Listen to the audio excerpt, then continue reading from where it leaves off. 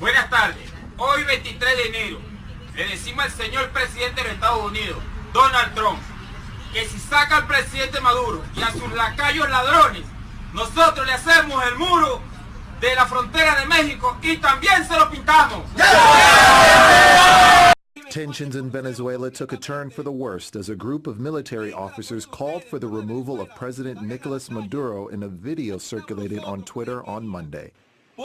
People, take to the streets. Support us. You all wanted the military to take to the streets, to light the fuse. We are here lighting the fuse, but we need your support. Hours after the video was released, the group attacked an outpost in crossroads.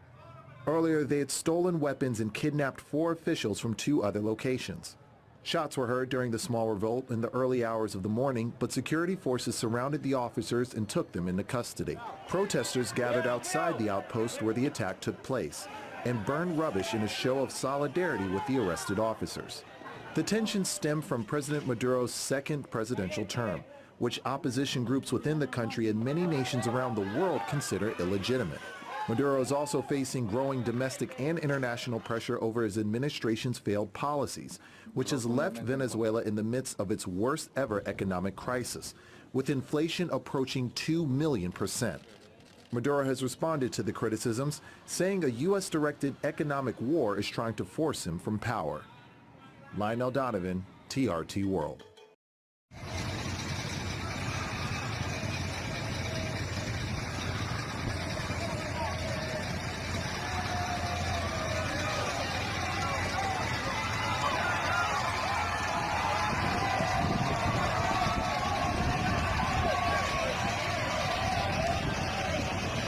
¡Bravo!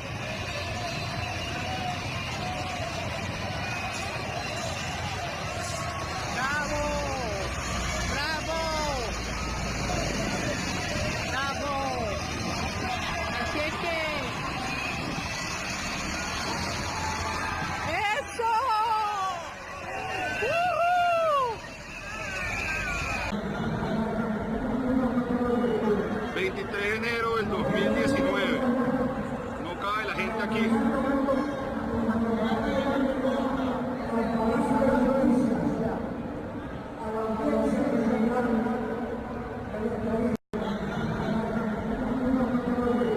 ...23 de enero del 2019... ...no cabe la gente aquí.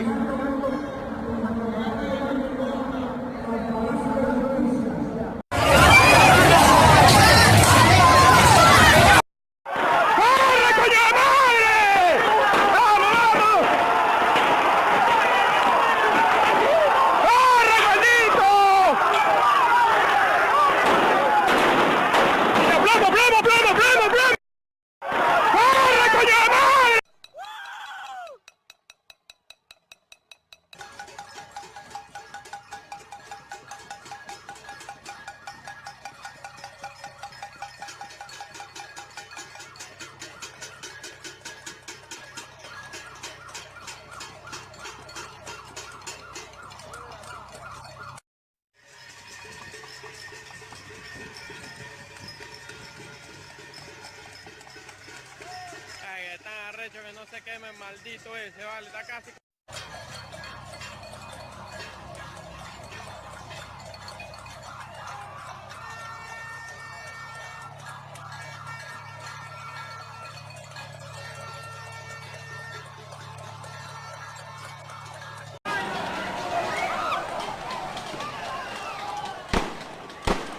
The security forces were always going to break up the anti-government demonstrations in Caracas.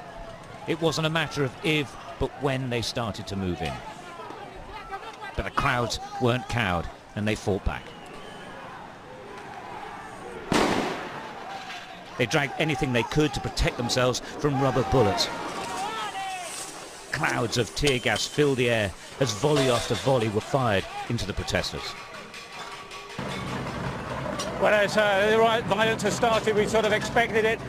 There's tear gas being fired into the air. They're dragging anything they can find on the streets to create barricades. They're smashing up the road now, getting their weapons to throw. The National Guard around the corner from here is being tear gas fired. These people have had enough. I think it was inevitable that this would happen, but this is going to get violent. Well, it already is. There's been people being killed, and this is going to be chaotic. It's very difficult to see now because of the tear gas. And after a peaceful rally, it's now descended into street fighting. The crowd swayed backwards and forwards as the police repositioned themselves, making charges towards the protesters, causing near stampedes amongst the thousands attempting to hold their ground but trying to escape the choking gas. Fires were started in the middle of the city streets, scaffolding and signposts ripped down to use as weapons. Brandishing some of the missiles fired at the protesters, this young man says he's fighting for his country. Then the police charge again.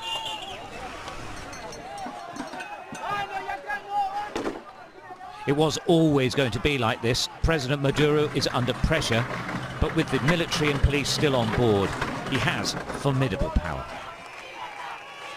But there is people power as well, and they defied government intimidation to take to the streets in numbers unseen here for years. From all over Caracas, they came in their hundreds of thousands. The streets of the city's downtown filled with throngs of people, jubilant that after waiting for months, even years, to gather again like this, they finally had.